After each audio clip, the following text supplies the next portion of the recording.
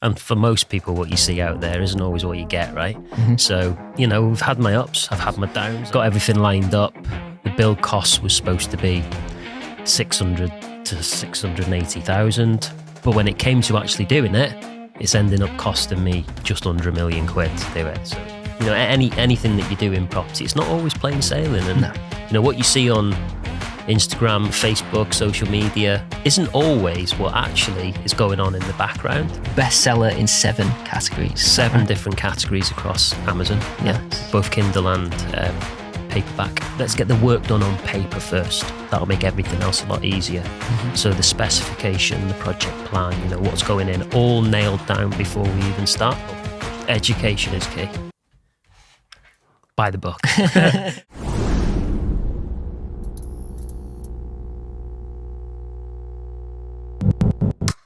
Welcome to another episode of the Property Developer Show, the podcast. Today, I'm joined by another good friend of mine, Dave Goodfellow, and Dave is now author, as well as a developer, service accommodation expert. Been running the service accommodation for 5 years now? 6 years? Yeah, just over 5 years, yeah. 5 years. Started with the rent-to-rent model, moved on to now manage multiple units as well as doing a part hotel. So I'm looking forward to delving into some of the stuff today. Welcome to the show. Thank you very much, mate. Yeah. So obviously I know you too well.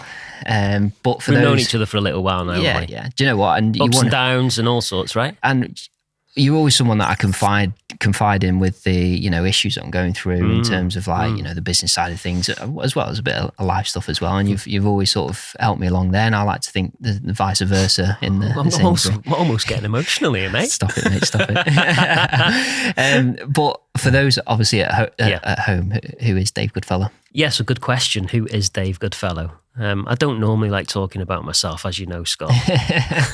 Maybe a little bit. So, I've been in property for about 14 years, but I very much did it as a side hustle until I started my serviced accommodation business 5 years ago. And I've done kind of flip projects to start, got them all wrong, did things all wrong until I got educated and started doing things right.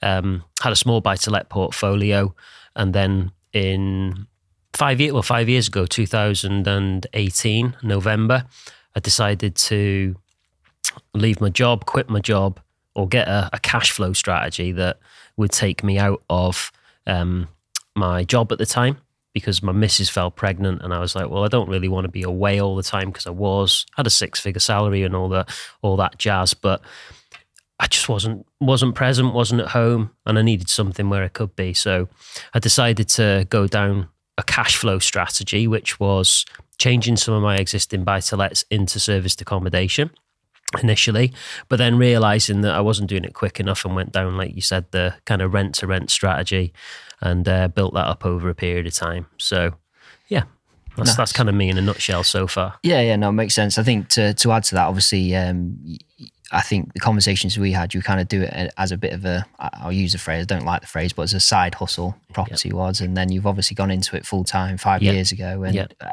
from what I can see, it's only gone from strength to strength. The team's grown, the unit's grown, the businesses have grown. Yeah, you've obviously made a few mistakes, which always has its up and downs. Exactly. So what you see, and for most people, what you see out there isn't always what you get, right? So, we've had my ups, I've had my downs, I've had a lot of downs, but I've also had a lot of ups. So it's just one of those things, you don't know what you don't know, what happens in the background. There's certainly been a lot of learnings, a lot of mistakes that I've made, a lot of things along the way that, if I was to go back and do things differently in hindsight, then certainly would have, Yeah. Well, as you say, perfection can only be found in hindsight. So you like that one. You can take that home. I will can I write that down somewhere? Because I'll forget that by the end. You can take that home with you, mate. Don't worry. So, I mean, moving on from probably the earlier days then, sort of, I suppose, as the business has progressed, you've started to look at apart hotels, because I know you've got a couple of big developments on at the moment. Yeah. Do you want to delve into? Happy to. So started out with, your rent to rents and doing smaller developments. I'll say developments, not really development, buy, refurbish, refinance sort of stuff. And then as we've grown, I've kind of realized that, if you want to move forward and develop properly, that sounds a bit of a cliche, but getting into the larger developments and having multiple properties under one roof is where the kind of economies of scale is and where really the money is. There can be a lot of things where those things can go wrong as well. So they're bigger money. There's like an extra 0 or 2 on the end, but the mistakes that you make on that can cost you an extra 0 or 2 as well. So you've got to be mindful of that. But yeah, moving into kind of from rent to rents, which is always just a cash flow strategy for me to then build up a portfolio, moving into, buy, refurbish, refinance, and then into multiple properties under one roof, which is your kind of apart hotel strategy. So yeah, just moving into that I say big time. It's not the right word. I'm moving into that now. And the bigger projects that we've been developing are coming towards, ready to be open. And looking forward to get them open and getting some spondoolies in. No, I bet. And so we'll go into the landlord node deal if that's all right. If that's how you say it. I'm not a local. But... Well, if you were a Welshman, you'd say llan did know. Okay, not landed no. Landed no. But llan. Well, can you say llan? Llan. There you go, perfect. I've got the surname Williams, haven't I? So of course you have. Of course you have. Are you Welsh? No. No. Not one bit. Boridar, Penownda, or wherever you're listening to all the Welsh I'm one people. of 10,000 Scott Williams in the world, in the UK, I think. So, but yeah, we'll delve into that because I know you're coming towards the end of that now. B, I know there's been all sorts of headaches along the way. And C, I think the creative side of the deal and the numbers in terms of the purchase price that you secured the units for, I think has probably saved all these mistakes that's potentially happened along the way. Absolutely. Yeah, absolutely saved it. They say in property, you make your money when you buy, not when you sell. And it's absolutely true for this project, So Llandudno was an old sort of C1 property, which is hotel, which we bought just before COVID. And I bought it at such a good price. It was 2 old Victorian buildings, 498 square meters. I don't know what that is in foot. I always work in square meters. Big. And big. It's decent size. Yeah. And I bought that for 205,000. Wow. Yeah. So really, really good value for money. Well, I thought it was until we started getting into the nitty gritty. So purchase price of that. The idea originally was to kind of turn it back into residential and into C3 and build, I think it was about 10 apartments out of that. But that didn't really go to plan. We went for planning and because of it was a flood risk area, there was bit dodgy about getting planning there. So we said, well, we'll just keep it as it is then. C1, my business is serviced accommodation. Why would I be changing it to residential to sell it on? And then we'll just keep it as C1. Right, we'll do that. So essentially we're changing it to 11 apartments, got everything lined up. The build cost was supposed to be 600 to 680,000 to develop that. So you can imagine that's quite a chumpy amount of money to kind of develop, to develop that. But when it came to actually doing it, it's ending up costing me just under £1 million to do it. So it's been a big uplift, as you can imagine. I funded most of that myself through my own funds and my family funds, which have been lucky enough. Nothing's luck, is it? No. Been able to do because if it was fortunate enough to do, because if I had money borrowed from bridging lenders and stuff like that, then it would have probably been a big nightmare for me. So yeah, we're coming towards the end of that now. 11 fantastic apartments in Llandudno in North Wales called The Woodlands. That should be open June/beginning of July. I'm looking forward to getting that out there and moving. You can ask me any questions on it as well, because I know you know a lot about stuff in the background. I'm happy to share as much as I can. Yeah. I think in terms of the lessons learned then, I think we'll go from the early stages of that deal, I suppose I'll let you give the context to what sort of went on, and then potentially off the back of that, what lessons were learned. So very simply, if you're going to get into any deal with anybody, you need to understand that and understand who they are, what they're about, and do your due diligence. Now, I thought I'd done this on Llandudno, and I obviously hadn't done it properly. Yeah. Okay, so where I got to was that the people that I got involved with, a builder and finance expert, apparently, they weren't really that expert in this type of property. So it ended up costing me a few quid to move that forward and get rid of them. So I own the whole building now. I don't have any any of the shareholders in it. It's me on my own, which it's been a blessing in disguise. I kind of always say the universe works in mysterious ways, right? And things always happen for a reason. And I think if that had all gone smoothly and everything had gone through, I'd have been in a worse position now, because I'd have only owned probably half of the hotel, and I'd be giving half of the profits away every month. Now I own it myself. I'm in a fortunate position where I don't have to give any of it away. And yeah, things always happen for a reason. Definitely. Yeah, I agree with that. I mean, it does. I think fortune favours the brave, or, all that sort of phrase. It really loops into all that. I didn't feel brave a lot of the times through this. Like you said before, in property development, in property, in anything that you do in property, it's not always plain sailing. And, what you see on Instagram, Facebook, social media isn't always what actually is going on in the background. And, we've certainly had my sleepless nights over that project. I've wondered where I'm going to be going next with it, whether it's going to go through, whether there's all sorts of different things, which, you don't see on the face of things. But they're there. They're there. And for anybody in property, anybody that's been in it for any sort of seasoned investor, they'll have had their ups and they'll definitely have had their downs. They're just not shared as freely as what you would see.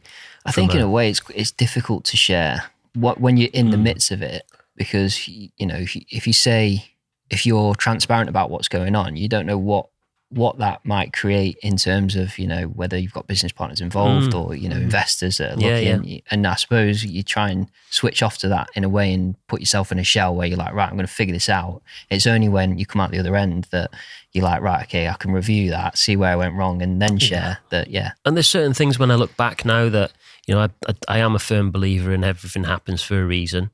And those mistakes that I made all the way through that journey on that one property, it could have been a bigger deal. I might not have been able to get through it if I hadn't if I didn't have the money in the background. But those mistakes that I've made through that journey are all learnings for me now. And I will definitely not make them again. And if I do, I shouldn't be in this industry. Yeah, well, hopefully not then. Yeah. Good. And then we'll come on to the book next, even though we are the property developer show. But it's important, obviously, a big piece of what you've done recently. Bestseller in 7 categories. 7 different categories across Amazon. Yeah, nice. Both Kindle and paperback. Congratulations. So #1 bestseller, not just bestseller, #1 bestseller across Amazon. I'd have never thought that, honestly. When I launched it, I thought we'd do all right, but it's gone so much better than I ever imagined. Good. And I don't know the reason why. I can't give you how that's happened, but it's just gone. Yeah, it's gone crazy, which has been fantastic. And I suppose the context of the book, I'll be truthful, I'm a developer. I've not read this. The book. How very dare you? Truthfully though, the book came out last week? Come out on Wednesday, yeah. And we're recording Monday. So, you should have read it by now. And I only received and it Saturday. I actually sent you the PDF 2 days before it came out. You did actually, yeah, you did. So you've got no excuse. I've got no excuse, apart from the fact that I don't do service accommodation. Apart from that, yeah. So the context of the book then, what's the sort of, what's in it? Okay, so very straightforward. It's a roadmap to serviced accommodation or short-term rental success. So what we've done is we've taken our journey over the last 5 years and we've broken that down into kind of incremental parts of that journey or stages of that journey, and we've put it in a book. And we're showing people in there how to grow a successful serviced accommodation business by breaking it down into stages and looking at, how you do your deal analysis, how you do your due diligence, how you make sure you're getting the best properties that are going to give you the most profit in any area. Because there are areas out there in serviced accommodation that are oversaturated, how to look for that, how to, be successful putting your best foot forward in anything that you do. And then moving on to, selling yourself to landlords and letting agents and designing your property and compliance and then launching it to the market. There's just a step-by-step guide to being successful in serviced accommodation or a short-term rental. And some learnings along the way. What was your favourite chapter to write? Oh, favourite chapter to write. I always really like there's two that if I was to pick between, I'd go with the finding your SA area. So going in and understanding, what are the best performing properties in an area, and understanding how to find them. So that's one. And then the other one, I'm a salesman at heart. So I have a 7-stage sales cycle in there, which I go through on how to sell to people. So it's very difficult for them to say no at the end. I love writing that because that's what I do. So being able to impart that knowledge onto people, how they can go in to see a letting agent or a landlord or sell themselves to people at networking events. There's a cycle in there that you can pick up, and it's in my opinion, very good. Give us step one of that process. Well, that's your intro. Okay, so your introduction is the most important part. So if you're going to go out and meet a landlord or a letting agent, they will make their mind up on you within seconds of meeting you. So make sure you're not late. Make sure that you look smart. Make sure that you present yourself well, and make sure you've got a hook for them straight away. So you tell them who you are, what you're about, and you hook them with, something along the lines of, "Hi, I'm Dave from Noki Stays. I'm new to serviced accommodation in this area. I'm looking to grow to 10 properties in the next 6 months." So they know straight away that they're going to be able to come to you, one person, give you 10 properties. It's just a little hook in there. And then you go through the process of all sorts of other things. But I'll leave the rest of it because it's all in the book. I think it's obviously transferable to other areas. I'm so sure. The 7-stage sales cycle doesn't come from serviced accommodation. It comes from selling windows when I was younger. Yeah. But there's certain principles that I've adapted from being the white gold salesman to good Netflix series. Yeah, great Netflix series. That's a plug for them. It is a plug, yeah. Going from that to serviced accommodation, there's certain principles all the way through that cycle that just apply to anything that you do in life or anything that you do in sales or trying to, put your best foot forward when you're speaking to people to sell them something and getting that initial buy-in to yourself. It's all in there. Right. I asked that question because I'd like to know what chapter I'm going to read of this book. No, I'm joking. But yeah, that it all makes sense. I mean, it's transferable whether you're pitching an agent for service apartments or service accommodation, or a land agent for new development, or an estate agent for or even negotiating. Exactly. Any sort of negotiation. Whenever you sell to somebody, you're not just selling a product; you're selling yourself, and that's the key to that kind of cycle. There, it's all about getting that feel good from the person that you're selling to. Makes sense. So in terms of going back to the apart hotel then and delivering the scheme, because I know you sort of alluded to the fact that you're doing proper development now. I can't remember exactly what term you use, but obviously going from doing your buy, refurb, refinance to delivering an apart hotel, what changes have you had to make to get to that stage? Do you know what? This is going to sound really strange, but when you go from doing a buy, refurbish, refinance, like on a small property, you're kind of managing it all yourself, right? You're getting the trades in, you're buying the gear in, you're doing everything that goes around that. When it goes to larger stuff or larger developments, you have people in that do that for you. So it's more just about getting the right people and the right team around you at that stage. And you're actually more hands-off than what you would be on a smaller development. The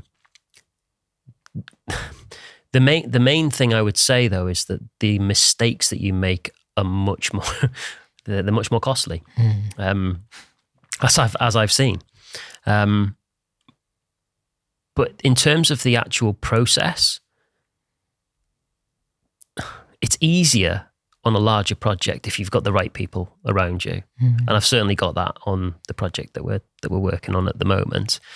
I literally didn't, when it started, it's been developing for about 9 months now.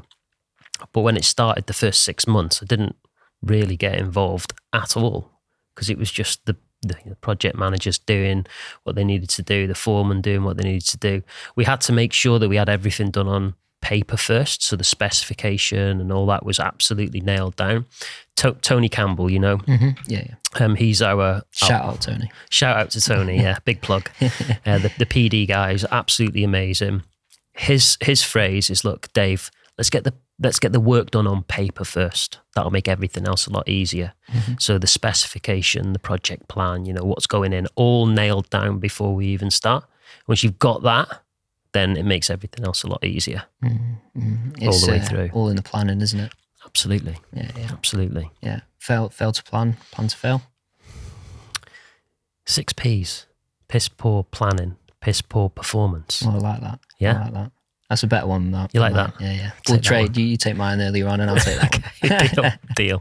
So moving forwards then, I mean, what's that sort of look like? I know obviously you're still developing, is it Iconic brand as well as the Noki still? Are they in parallel? Yeah, so kind of the iconic brand is kind of the property side of things, and the training academy, Iconic Training Academy. And then Noki is kind of the opco. Yeah, I've heard you talking about your opco, propco. Yeah. So it's exactly the same. So we have our development side, which is your Iconic stuff, has its own kind of entities. And then the opco, which is Noki Stays. Nice. So, and all progressing in sort of a growth stage or kind of maintenance stage. What does that sort of look like? So, you know, if you were to have asked me that 6 months ago, I'd have been like full growth stage. The first quarter of this year has been tough for the whole industry. So we've gone from kind of right, grow, and all the headaches that come with that and the costs that come with that, to right, let's just take a step back, take 5 minutes. Let's have a look at what actually works, what properties now in this type of market work. And we've gone from grow to right, let's just get these developments over the line. Let's get them open. Let's get back to a stage where we've got a good proportion of our opco, which we actually own ourselves, or we're in control of ourselves. And that's a big thing, right? Property's all about control. It's not always about ownership, it's about control. And the more stuff that you're in control of, then the more control you'll have over your company, right? So that for me has been a big thing. And right now, that's what we're looking at. Get these places open, make sure they do well, look at our portfolio, look at the stuff that is most profitable, rather than it being, for want of a better phrase, a dick swinging contest. Yeah. Like, I've got 300 units and all this. Well, do you know what? Yeah, you can do that. But the best days of our life and the most profitable days of my business have been when we did like 20 to 30 properties. You know, you didn't have the headache with all the team and the growth and all this stuff that comes with it. So we're at this moment in time, we're looking at, right, well, let's just take a step back. Look at what we own, look at the rent-to-rents, look at the owned developments that we've got, and maybe look at moving more towards that than managing other people's properties. I think that makes massive sense. I think it's always interesting. I mean, we kind of started the business. Obviously, you've been in property for 17 years or whatever. 14. 14, sorry, mate. You're not that old. Not yet. Maybe feel it, but I'm not that old. But we probably started in actual business responsibility at a similar sort of time. Yeah, absolutely. Which is obviously why, we have such good conversations and probably have the same headaches here and there. Yeah. And I'm of the same ilk. For me, 3 years ago, 2 years ago, I'd have been like growth. But whereas now it's all about ego, isn't it? Sustainability. I think for me, it was partly ego or ambition. You think, right, I need to, achieve more. Those two things added together, ego and ambition, can be a dangerous thing. Absolutely. And I think business maturity comes via, realizing that, it's not necessarily about growth, it's about profitability. Yeah. And you tend to not get profitability or so much profitability when you're growing, but you get amazing profitability when you tend to sort of batten down the hatches in a way and just go, right, let's get what we're doing right. And then that enables the next stage of growth. Yeah, and look, we've been through this quite a few times in the 5 years, the cycles that we've been through. And I say we go like this, and then the cracks start appearing and we level off. And then we go like this and then we level off. I think what we're looking at now, though, is kind of reeling that in a bit. And instead of going like this, leveling off, is going, right, well, let's go back down to here for a little while and then work out what that looks like, get through the rest of the year, be more operationally profitable than just continuing to grow and pumping money into grow. Yeah, which is vital for the startup stage, but I think you've got to get to a point where it's important to see the hard work, fruits of your labour, take a bit of profit and enjoy the business. Yeah. I mean, even though we're growing business, I've never been so broke. Because everything that we do always just goes straight back into the business. Yeah. So I've never got any money. That's that constant. Never got any money lying around. Yeah, it's always just like constantly pumped back in. It can confirm you're definitely a property investor then. Yeah, 100%. Yeah. And to be honest, if you've got money in the bank, it's only going backwards. And most investors know that, which is why they've always got. Which is why you never have any money in the bank. Yeah, exactly. No, good stuff.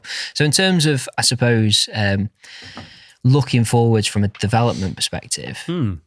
Are you using Llandudno as the sort of benchmark to then go and do similar projects in a similar area or UK wide? Yeah, so it's kind of like a blueprint. I mean, we've got another development on the go as well at the moment in Chester, which is 3 2-bedroom apartments, like an old office block, a much smaller project right next to our offices, which makes it a dream because it's so easy to kind of manage, and got a great guy project managing that as well.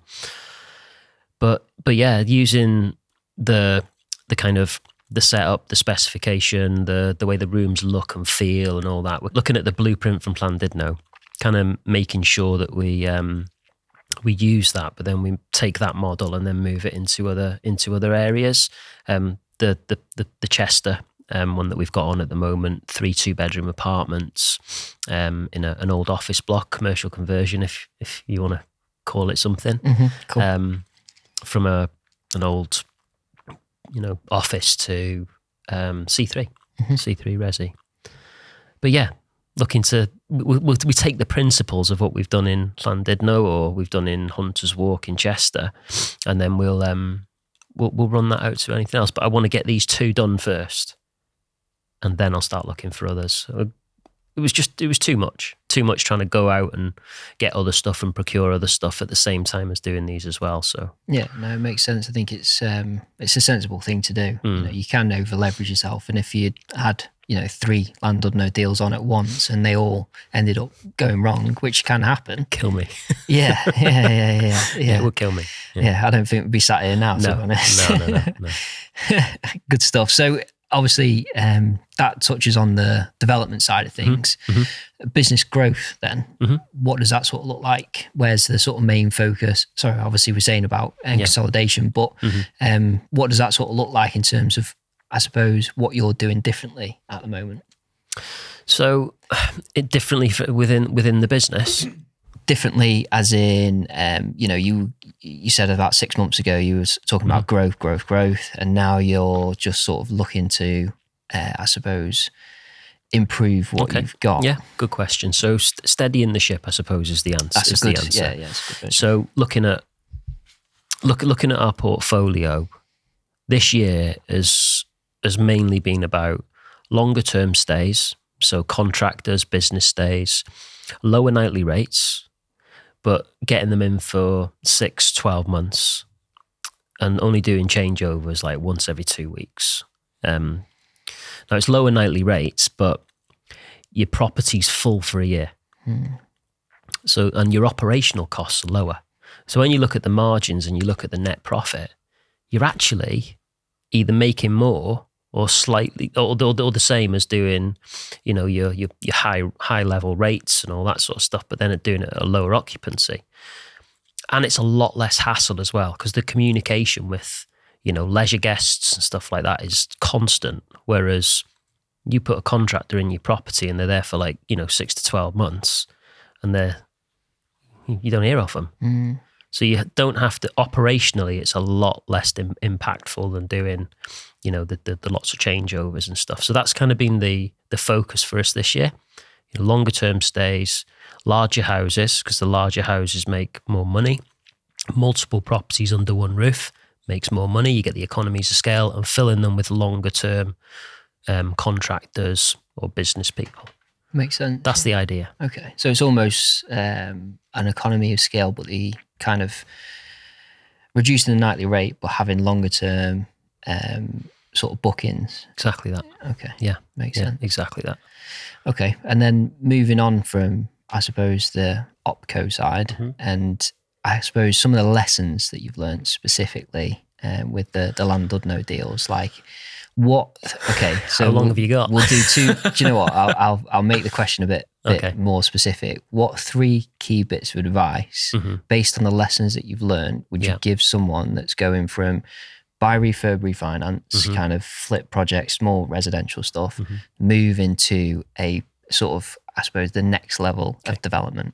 Great question.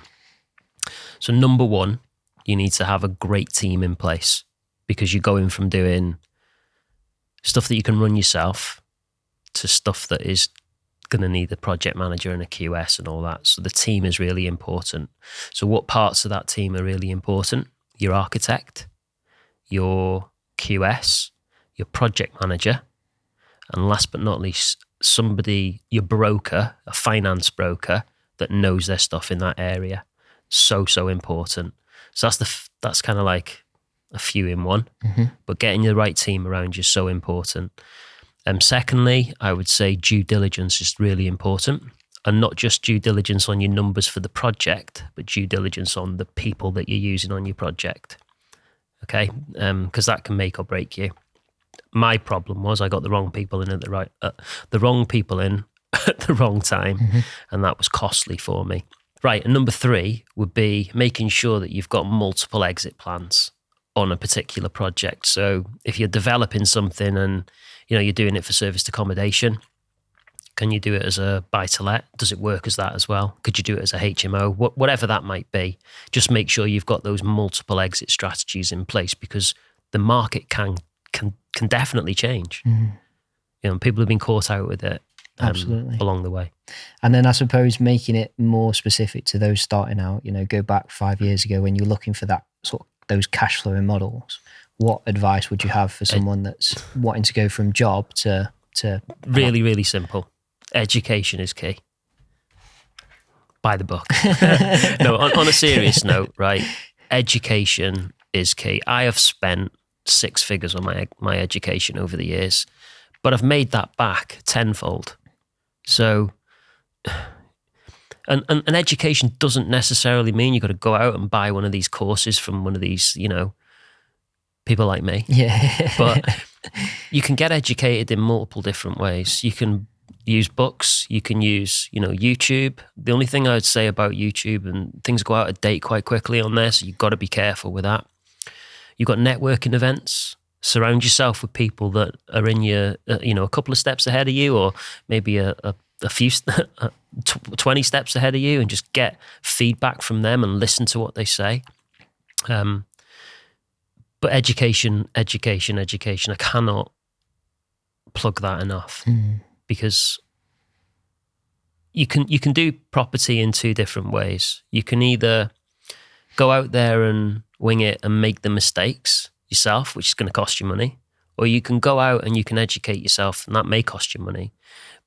But let me tell you what will cost you more money is the mistakes that you make because you're not educated. And if you want to do it in a kind of linear line and a straight line, get educated. If you want to go like this, go up and down and backwards and forwards and all over the place, do it yourself.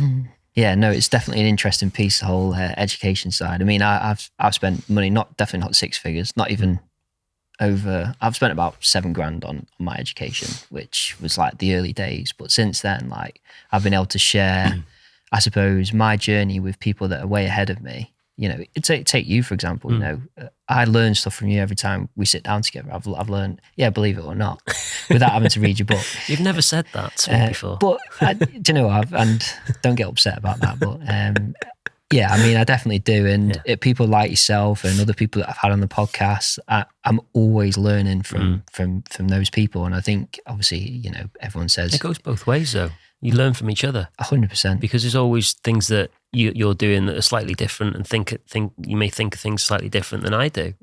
So it's not just a one-way street. It's having those people around you that you can consult with and you can talk to and you can put ideas across to. And some of them might turn around and go, oh, fucking load of bollocks that is, mate.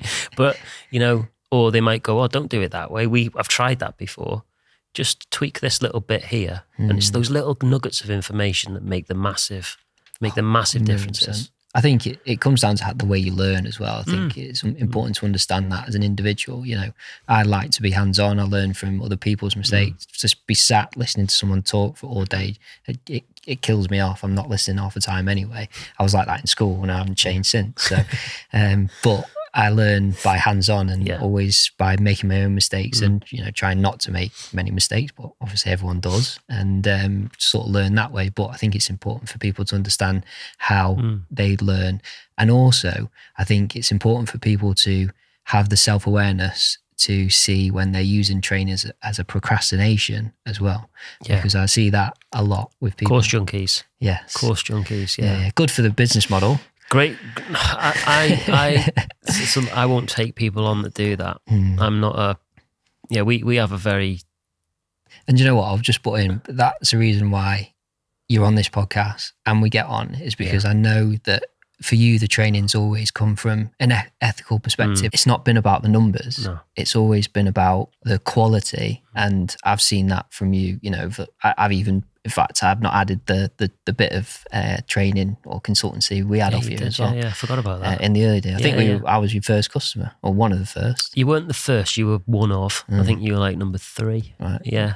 But yeah, I forgot about that. You're welcome. But sorry to butt in. That's all right. Forgot what I was saying now. I've forgotten what you were saying as well, sorry. I think you were talking about quality. And so look, we're definitely quality over quantity. We don't take everybody on. We've very much got a model now where, you know, the book's there for people that want to get an education and can have something that's referred to. We've got a group as well on Facebook, the Airbnb Simplified community, where you can come in there, you can see all the different things. We're actually launching all of our online modules on there over the next sort of few months for free. So all the basics that you see in the book there's also online modules. So they'll all be on the Facebook group and it'll be for free. Where you might say, well, what are you doing that for? Where do you make your money, Dave?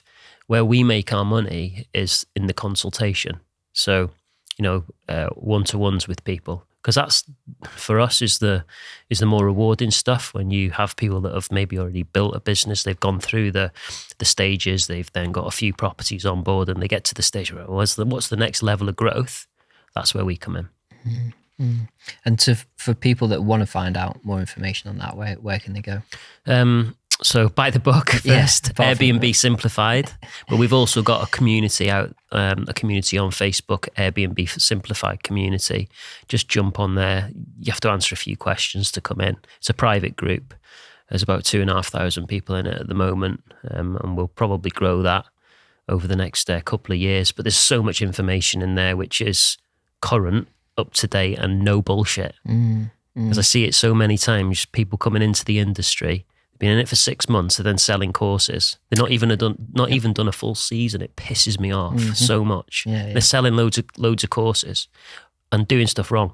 I'm getting angry now. Yeah, and what it's a problem within the industry. See it all the time. It's terrible. It always makes me laugh that, you know, you can see people, you know, we're kind of in that stage now where we're, you know, established. We see people coming and going, and, you know, people pop up 6 months later, they're selling courses, and you're like, how? Yeah, how? Name another industry that does that on planet Earth, apart from crypto and forex and all that sort of shit as well. All that crap. But I suppose there are good educators out there, obviously, i.e. yourself, and the people that you've had training from, and to the it's likes finding of them. It's finding them. Yeah. They're amongst the shite that's out there, unfortunately. Yeah. Good stuff. Well, if people want to get in touch with you, Dave, how can they go about doing that? We'll put a link in the description, whether it's a podcast or on YouTube, for the book. But where else can they? Get in touch? I'm across all socials. So on Instagram at Dave Goodfellow Official. You can message me on there or contact me on there. Across Facebook, the community is always a great one to get involved with, because you can put stuff in there and post and all that sort of stuff. But yeah, I'm pretty much on all socials. Just do a search for me. You'll catch me on all that stuff. Perfect. And you're pretty active as well. And you've got a what's the app that you do every morning? What's the Clubhouse? Got Clubhouse. Forgot about that. Yeah. It's not every morning, so we do it Monday, Wednesday and Friday. Clubhouse, for those people who don't know that. Anyone that lived through COVID knows Clubhouse. Yeah, they do. So we're still doing that, and that's the We Talk Property Clubhouse room. Super. Still going on there every morning. Not every morning, Monday, Wednesdays and Fridays. Yeah, good stuff. It's good that it's still going. It's still, 60, 100 people still come in the room every time. Amazing. It's all good. Yeah. Good stuff. Happy days. Well, thank you very much for coming on the podcast today. Been a pleasure, mate. And absolute pleasure. No doubt you'll be back at a future date to discuss some of the Landlord deals and any future deals that you potentially 100%. Love to. Good stuff. Thanks very much for coming on. Thanks for tuning in. Don't forget to subscribe and like if you're on YouTube, and if you listen to the audio version, please leave a review. It does help with obviously trying to raise the profile of the podcast and hopefully put it in front of more people. So thanks very much for tuning in. I'll see you again soon. Take care.